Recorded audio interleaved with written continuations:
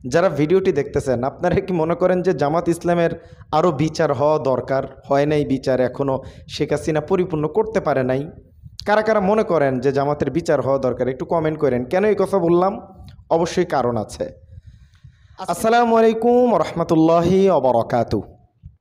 রাজনীতির পানি কখন কোন দিকে গড়ে, কারো পক্ষে যায় কারো বিপক্ষে যায়। প্রিয় দর্শক মণ্ডলী, 5ই আগস্টের পরে বিএনপির জনপ্রিয়তা ছিল হাই। এখন বিএনপির কিছু নেতাকর্মীর অপকর্মের কারণে বিএনপির জনপ্রিয়তা কিছুটা হলেও কমছে। ডাকসু এবং জাকসু নির্বাচনের পরে জামাত ইসলামের জনপ্রিয়তা হাই।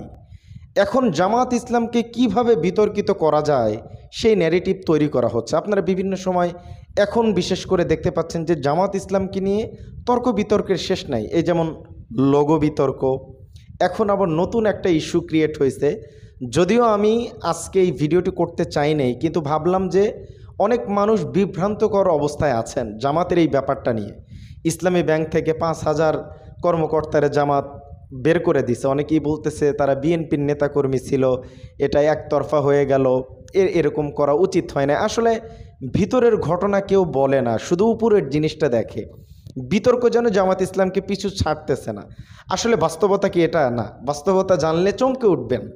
যেই সমস্ত কর্মকাণ্ড ইসলামী ব্যাংকে করা হয়েছে আর বর্তমানের যে অবস্থা, কেন এই সিদ্ধান্ত নিল ইসলামী ব্যাংক, এ ব্যাপারেও আপনাদেরকে একটু জানাবো। তার আগে আমরা মোটামুটি 4-5টা প্রতিবেদন একটু কাভার করে নিই জামাত ইসলামের ব্যাপারটা নিয়ে, তারপরে আলোচনা করতেছি, সাথে থাকেন।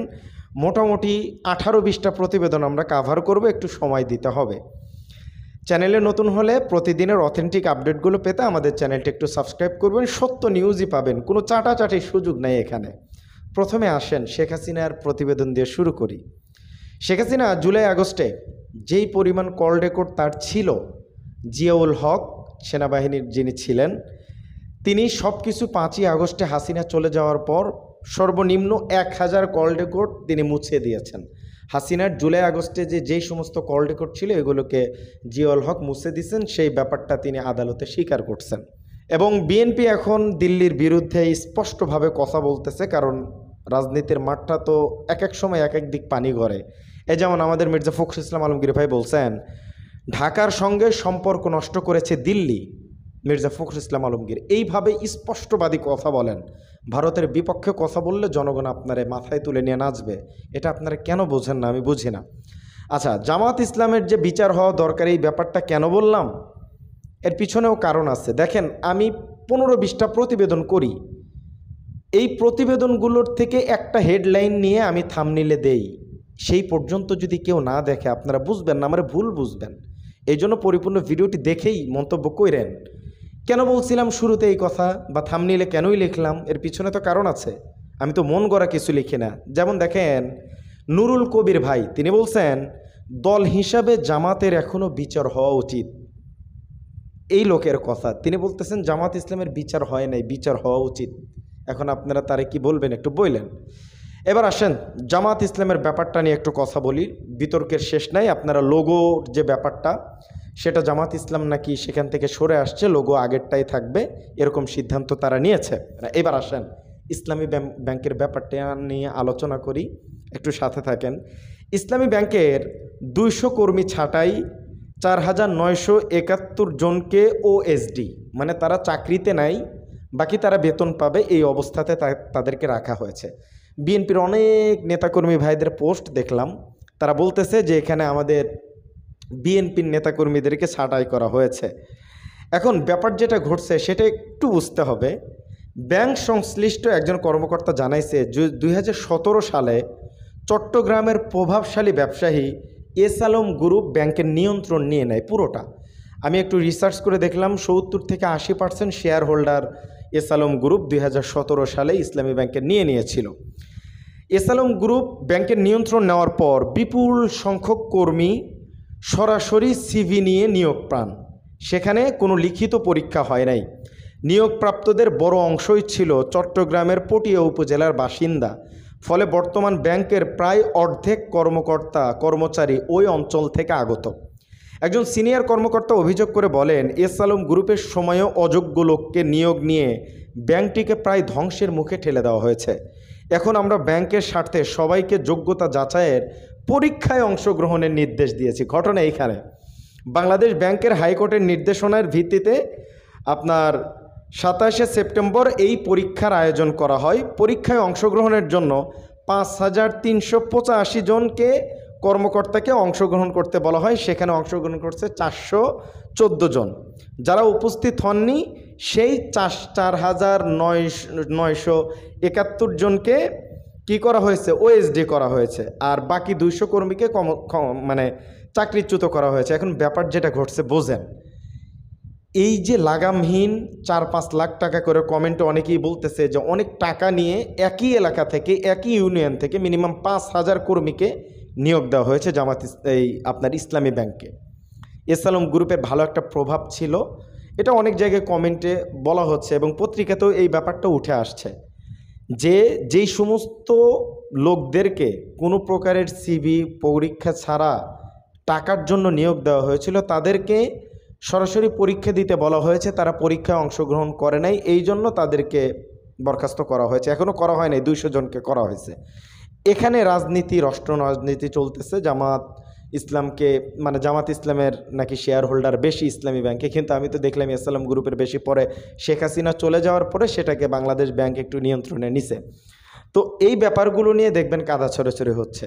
তো এইগুলো তো আসলে উচিত না। বাস্তবতা তো এটা, হেডলাইন দেখে বিভ্রান্ত হওয়ার কোনো কারণ নাই, ভিতরের খবর হচ্ছে এটা। এবং সেই সাথে 2017 সালে এসআরএম গ্রুপ এটাকে নিয়ন্ত্রণে নেওয়ার পর ইসলামী ব্যাংক থেকে প্রায় 1,31,000 কোটি টাকা সে তুলে নিয়েছে, এই অভিযোগ রয়েছে।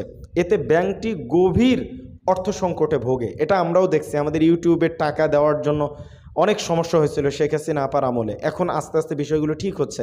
দেখা যায় তো যে 21 তারিখে ইউটিউব পেমেন্ট করে দিত, আমরা পাইতাম আপনার 28-29 তারিখ, 7-8 দিন সেই টাকাকে হোল্ড করে রাখতো ইসলামী ব্যাংক, কিন্তু এখন অনেক ফাস্ট পাচ্ছে আলহামদুলিল্লাহ। যাই হোক, এই ব্যাপারটা তো আপনাদেরকে ক্লিয়ার করলাম। আরও অনেকগুলো প্রতিবেদন আছে, আমরা একটু কাভার করব। আমাদের সাবেক শিল্পমন্ত্রী নুরুল মজিদ হুমায়ুনকে নিয়ে অনেক ধরনের কথা হচ্ছে।